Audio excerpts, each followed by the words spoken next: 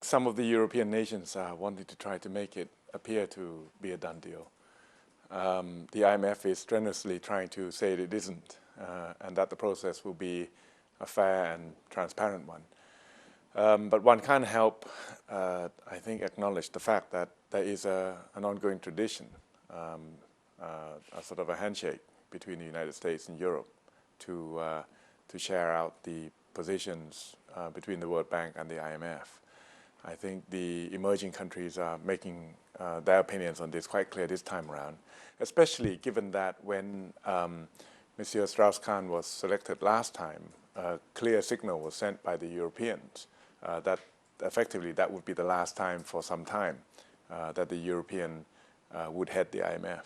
But it would appear that they're going back on that today. Well, you'd mentioned a couple of names of people that you'd think will be a good leader, like Tharman Shanmugaratnam from Singapore, Sri Mulyani Indrawati of Indonesia. There hasn't been, though, a united ASEAN or united developing nations. This is our candidate that we're going to push. Why did you not unite together to try and push someone that would represent your goals? In many ways, it shouldn't be necessary. After all, the selection process has only begun. It opened up for candidacy from the 23rd through till the 10th of June. So first of all, there's still time. Secondly, it shouldn't be necessary that regions group together to push a candidate. I mean, that's not the way it should work. The IMF should basically consider all comers on merit without the necessity of sort of a bloc lobbying. South China Morning Post, Japan Times actually put your name forward as someone they'd like to see leading the IMF. Any interest in the job? I'm committed to the election that's taking place in Thailand, and frankly committed to the work that still needs to be done in Thailand. Obviously, it's flattering. It's flattering for Thailand also, but I think it's more indicative of the fact that there are a number of potentially good candidates from this region for that post. I had previously mentioned the two individuals that you referred to just now. I'm sure there are others. I think the main point is that the IMF should consider all comers and basically select on merit. Do you think that things are going to change? I mean, let's just assume, for the sake of argument, I know it's too early to make these kind of dangerous assumptions, but let's assume that Lagarde gets it, an American gets the second-in-command job. Do you think going forward, the next time it happens, that things will change, or is this going to happen for another 50 years? Things will change. We think that the timing is right for things to change now. But if it's not now, it will, because the world is changing. The relative influence, economic influence of nations have shifted substantially just really over the past few years. The emergence of, for example, China as the main economic engine for the world, and Asia as a whole as an economic engine for the world, notwithstanding other developing nations in other regions, it means that organizations which are global organizations need to reflect global reality, and global reality has changed. Inflation is the biggest concern at the moment, and it was always going to be a concern given how much money was pumped into the global system over the past 2 or 3 years. We try not to subsidize and distort the market, but there are certain key issues that needs to be addressed in order to make sure that cost of living for the Thai people as a whole is kept in check. Thailand is relatively okay simply because we are both a consumer and a producer nation, especially of food products. So inflation in terms of food prices has meant that agricultural income for the majority of our people has increased by over 70% over the past 2 years. So that's been a benefit. So to that extent, it's the urban poor that we need to look after.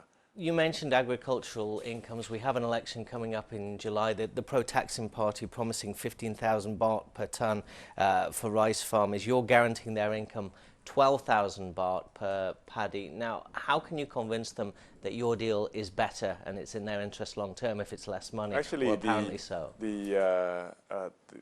the Pheu Thai policy has been tried before, caused great damage, not just to the market mechanism, but also great damage to the country in terms of leakages. Our policy has managed to reach directly 4 million farming households, whereas the policy that's being proposed by the opposition managed to reach only numbered in hundreds of thousands. Pheu Thai looking quite healthy in some of the polls. I read one that gave them 41% to your 37%, and they say they can win more than 250 seats. What are your predictions for the election? I predict it will be a close one.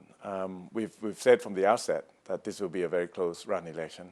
Basically, most of the polls are talking, the margin of error is such that it could swing either way. We've got another full month of campaigning to go.